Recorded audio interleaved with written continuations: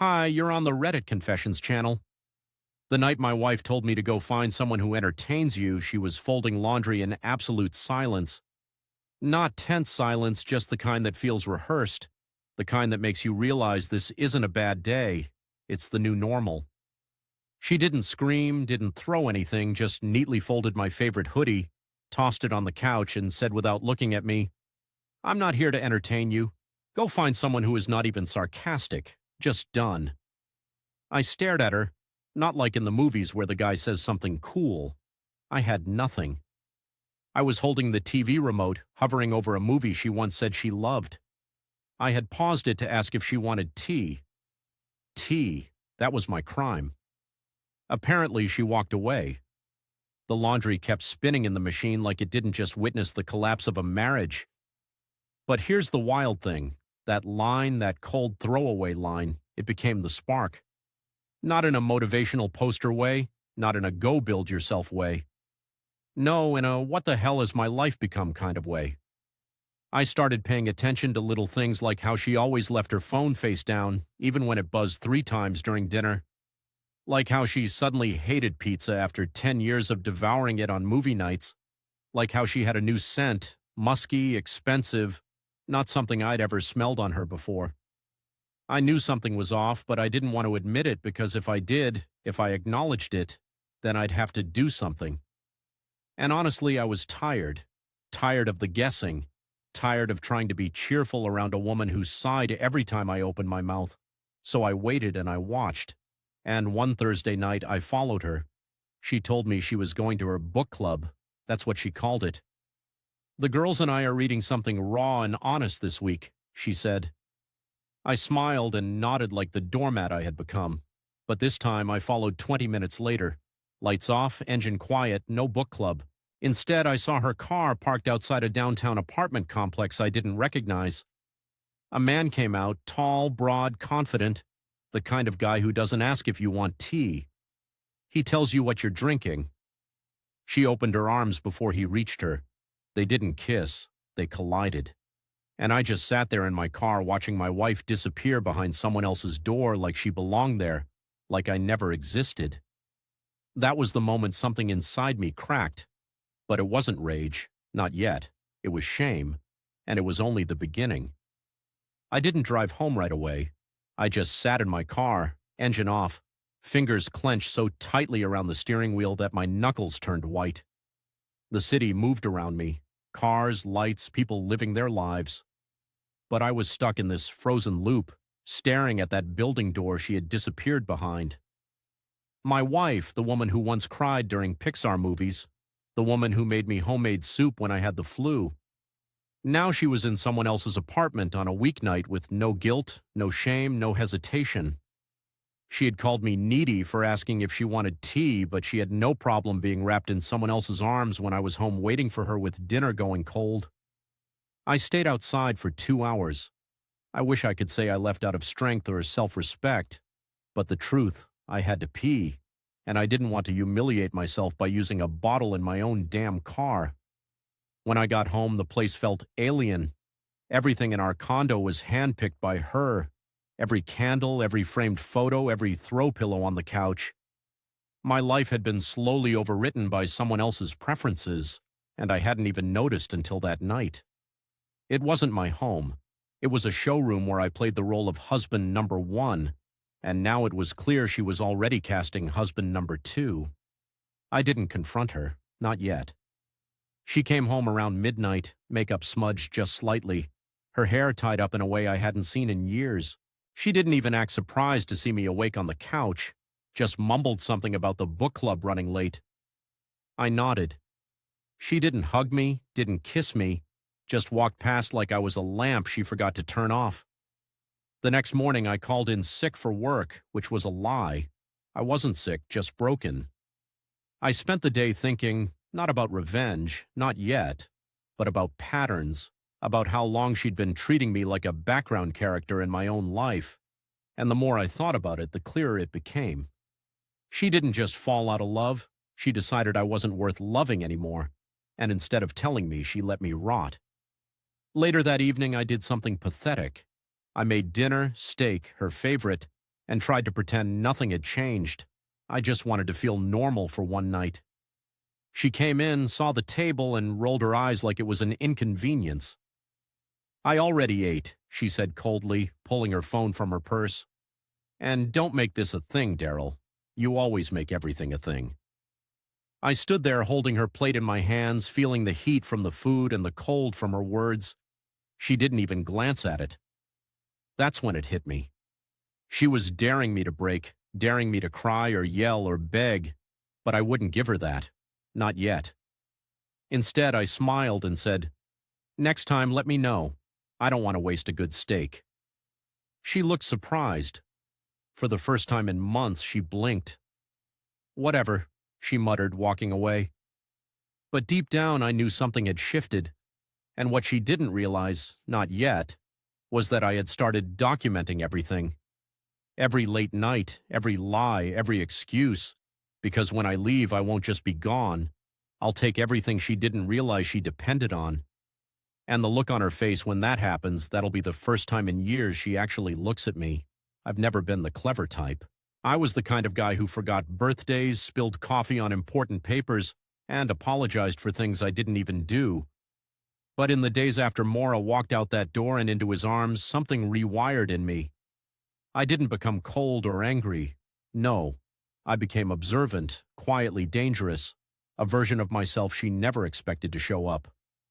I bought a cheap black notebook from the corner store. Nothing special, no brand, no barcode, just blank pages and a spine begging for purpose. That notebook became my secret little rebellion. Each night while she thought I was asleep, I'd sit in the kitchen and write times, places, phrases she said that didn't add up. The name Craig. I didn't know who he was yet, but she slipped up one night and mumbled it in her sleep. Pages filled quickly. I noted when she took longer showers. When she wore perfume on days she said she was just running errands. I even wrote down the moment she rejected my attempt to kiss her in the morning and muttered under her breath, "Don't be weird, Daryl," but I wasn't weird. I was a husband trying to reach for something already gone. She started keeping her phone on her at all times, even in the bathroom. She used to leave it plugged in by the bed while we watched shows together. Now, if I so much as walked past her purse, she pulled it close like it was a life raft. So I got smarter. I never touched her phone. I didn't need to. She got careless in other ways. One night she tossed a gym bag onto the floor after coming home late. I waited until she went to shower, then quietly unzipped it. Inside, a receipt from an Italian place 30 minutes away. 2 forks, 1 entree, 1 hotel key card, the kind that slides into a door and says everything you don't want to hear out loud. I copied the address down, didn't confront her, not yet. Instead, I started staging my own exits. I moved a few important documents out of the house, changed the password on my personal bank account, something she hadn't looked at in months. I even started sleeping in the guest room with the excuse of needing more space. She didn't argue, didn't ask questions, just nodded and kept texting. She thought I was fading, but really I was detaching. I was rehearsing my absence, practicing what it would feel like to not answer when she called my name. Spoiler, she hadn't said my name in 3 weeks. Then came the Friday night that changed everything. She got dressed up, heels, lipstick, earrings I didn't recognize. "Girls' night," she said, grabbing her bag and barely glancing at me. I waited 5 minutes after she left, then grabbed the spare car keys and followed her from 2 cars back. I didn't even know if I had the nerve to see it through. My stomach twisted the whole time, but I had to know. I needed to see her choose him over me, not just in theory, but in reality. She pulled into a small boutique hotel, not a chain, the kind of place where you don't ask questions at the front desk. I parked down the street, heart hammering. Through the glass door, I saw her hug a man with dark hair and a sharp coat. They didn't kiss, not right away. He touched her cheek gently. She laughed in a way I hadn't heard in over a year. Then he leaned down, whispered something, and they both disappeared behind the elevator doors. I didn't cry, I didn't scream. I just sat there with that same notebook in my lap, flipping to a blank page and wrote, "Friday, 10:42 p.m., hotel on 8th and Alder." He touched her face. She smiled like she loved it. I closed the book slowly. That was the night I stopped being her husband and started being the man who'd take back his dignity, piece by brutal piece. The following morning, Maura came home at 6:13 a.m. I watched the time change on the stove clock while sitting at the kitchen table in the dark. I had been there all night, but I made sure to shuffle my feet and pretend I had just woken up. She walked through the door barefoot, heels in her hand, her mascara slightly smudged. The woman who once gasped in horror if I wore mismatched socks now stood before me looking like a stranger returning from a life she didn't want me to know about. She blinked when she saw me. Not guilt, not surprise, just mild inconvenience, like she'd forgotten to take the trash out and now had to deal with it. "You're up early," she mumbled. I didn't answer right away. I wanted to see what face she'd wear. She poured herself some orange juice, still in the same dress from the night before, and leaned against the counter like nothing was off. I asked, "Good night with the girls." And she didn't flinch, just nodded and said, "We stayed up talking about everything and nothing. I wonder if everything and nothing included the name of the man who kissed her forehead in the hotel lobby." Then came the mistake, the one she'd regret more than she realized. As she walked past me to go shower, she leaned in and kissed the top of my head. It wasn't affectionate, it wasn't warm, it was automatic, like muscle memory kicking in from when she still loved me. I froze, my breath locked inside my chest. The smell of that musky cologne was still on her skin. He had touched her neck. I could tell. I knew the perfume she wore, and I knew what wasn't hers. She realized it too. She stopped mid-step, hesitated, and then kept walking upstairs without saying another word. I sat there with my coffee going cold, knowing she didn't kiss me because she wanted to. She kissed me because for a split second she forgot which man she had just woken up next to. Later that day, I finally printed out everything. Photos of her car outside the hotel, a copy of the receipt from the restaurant I pulled from her purse weeks ago. I even managed to snap a blurry shot of her and the mystery man from across the street the night before. Not clear, but clear enough. I put it all in a plain folder and sealed it in a manila envelope. Not for her, not yet. I had someone else in mind. I took the day off work and did something I never imagined I'd do. I drove to the hotel. I didn't care if she saw my car there. I needed to know who he was. Not because I wanted to fight him, I wouldn't win, but because I wanted to understand who had taken my wife and convinced her I was something disposable. I walked into the lobby and approached the front desk. I expected to chicken out, but I didn't. I smiled and said, "Hi, I think I dropped something here last night. I met a friend here but forgot his room number." The receptionist hesitated. "I think it was under the name Craig," I added, testing the name I'd heard her mumble in her sleep. To my surprise, she nodded. "Yes, Mr. Remington, room 304. I thanked her and walked outside. I didn't go up. I didn't need to. I had the final puzzle piece, Craig Remington. I didn't know who he was, not yet. But the name gave me leverage, gave me something real to work with. And for the first time in months, I didn't feel powerless. I felt dangerous. And that's when I knew I wasn't going to confront Maura with yelling or tears. I was going to dismantle the world she built behind my back slowly, methodically, and on my terms, one name at a time. Craig Remington. That name lived in my head for days like a mosquito. You can't sweat. It buzzed constantly. I didn't know what he did, where he came from, or how long he'd been part of Moa's life.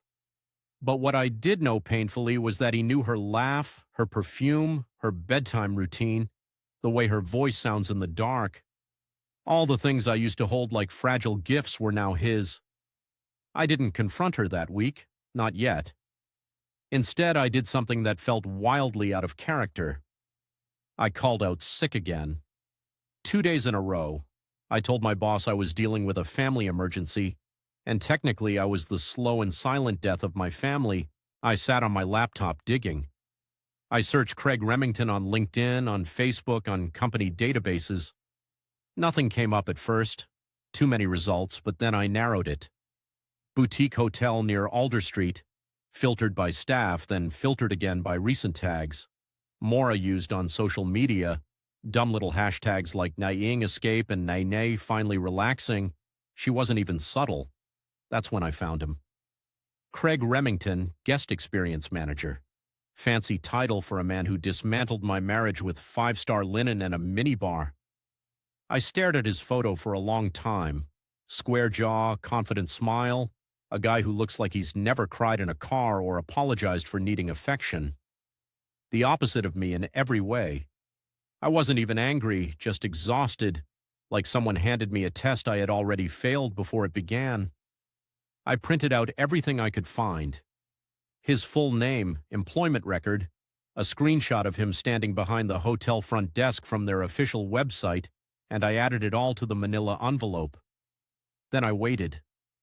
The next evening, Mora asked me if I could pick up dry cleaning on my way back from work. I said, sure. Smiled, asked her if she wanted dinner from that Indian place she used to love.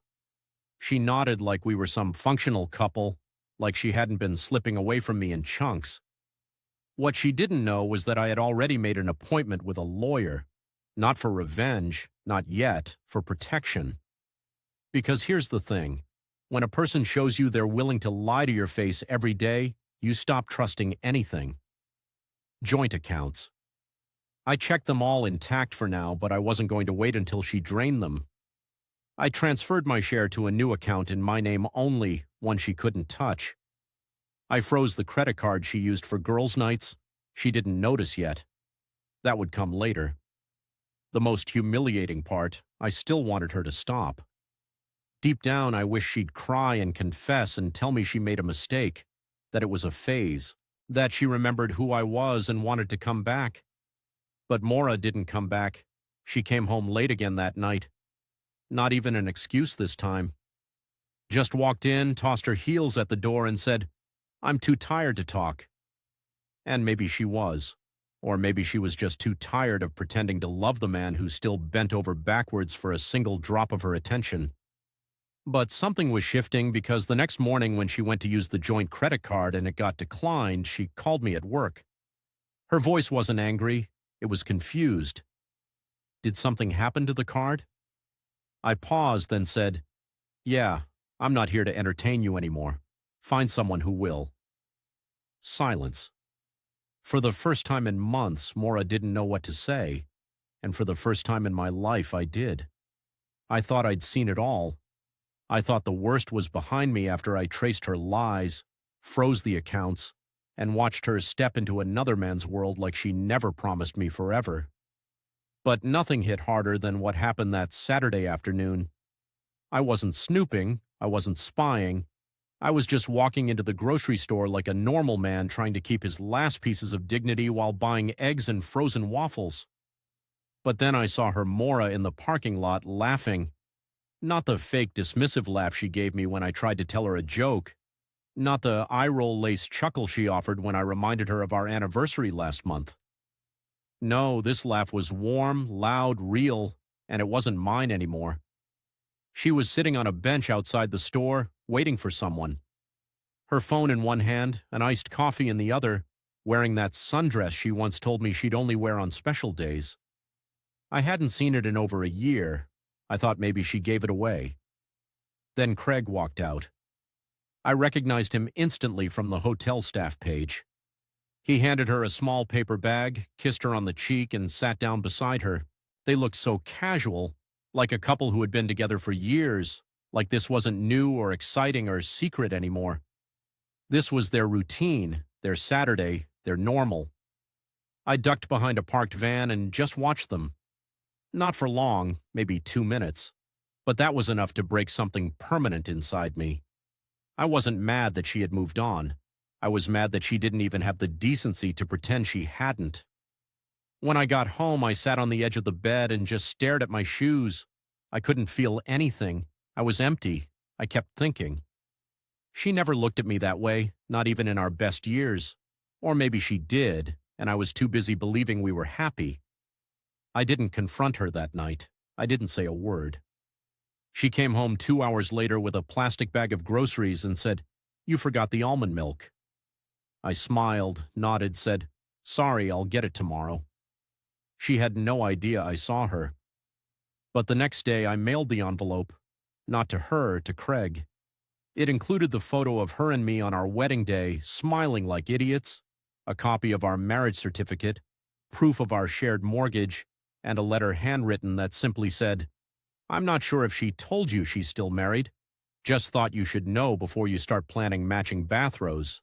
I didn't sign it. I didn't need to. He would know exactly who it came from. And I wasn't done yet because while she was busy laughing in the sun, I was finally learning how to disappear in the dark." 3 days passed. I didn't hear anything. No angry texts. No. How could you? Maura was her usual distant self, too polite to be questioned, too cold to be loved. She moved around the house like we were co-workers with separate lunch breaks. I kept wondering if the envelope had arrived, if he opened it, if he read the letter and looked at her differently. I wasn't hoping for chaos. I wasn't hoping for a fight. I just wanted one small crack in the fantasy she built, something real enough to remind her I still existed. Then on Thursday evening, my phone rang, an unknown number. Normally I don't answer, but I did. Maybe I already knew who it was. The voice on the other end was calm, steady, but unmistakably male. Daryl. That one word made my blood go cold, my name from him. "I assume you sent the envelope." He said I didn't reply. I waited. He sighed. "I didn't know. She told me you were divorced, that you were living with a friend in Oregon, that you were, and I quote, out of the picture." Still, I said nothing. I wanted him to keep talking. "She lied to both of us," he said, "but you already knew that." And then, in a tone that surprised me with its sincerity, he added, "I'm sorry, man. That shook me more than anything Maura had ever said in the past 6 months. Her affair partner, the man who stole my place, was apologizing to me. Not sarcastically, not mockingly, just humanly." I hung up without saying a word. Not because I was angry, but because I didn't trust myself to speak without falling apart. That night, Maura was in the kitchen scrolling through her phone. She looked annoyed, like something wasn't going to plan. She didn't talk to me. She just said she was going to bed early. But I knew what she was really doing, waiting for him to text, wondering why he hadn't. That night, for the first time in what felt like forever, she didn't sleep peacefully. She kept turning, got up twice, checked her phone in the hallway. Her restlessness was louder than any confession, and I enjoyed every second of it. The next morning, I left early for work, but I didn't go to the office. I went to the courthouse, filed paperwork, real paperwork. No threats, no dramatic confrontations. Just my name, my signature, and a quiet filing fee that tasted like justice. I didn't need her permission, not anymore. I left the papers with a process server. Maura would be served officially within a few days. I even paid extra to ensure she'd get them while at home, just to watch her world pause mid-scroll. But before I left the courthouse, I did one last thing. I updated my emergency contact, removed her name, and that's when it really hit me. She wasn't just cheating on me with another man, she was cheating on life with me. She never planned to rebuild this marriage. She planned to ghost me in real time while still sleeping in the bed I paid for, eating from the fridge I stocked, and using the silence I gave her as fuel for more betrayal. Well, the silence was ending, and the sound of consequences was just getting started. The day Maura got served the divorce papers, I was in the living room pretending to watch a documentary about hummingbirds. I heard the knock at the door, heard her footsteps, then the long silence after the envelope changed hands. She didn't scream, didn't chase me into the kitchen. She just stood there in the hallway holding those papers like they were instructions to a future she hadn't planned for. When she finally came into the room, her face was pale. She didn't speak right away. She just stared at me. "You're really doing this?" she asked. I looked her in the eyes, the same eyes that once searched mine for answers, for comfort, for love. I already did. She didn't cry, she didn't argue. But for the first time in months, she looked lost, like the version of her who thought she was in control had finally realized the house of cards was falling, and she was underneath it.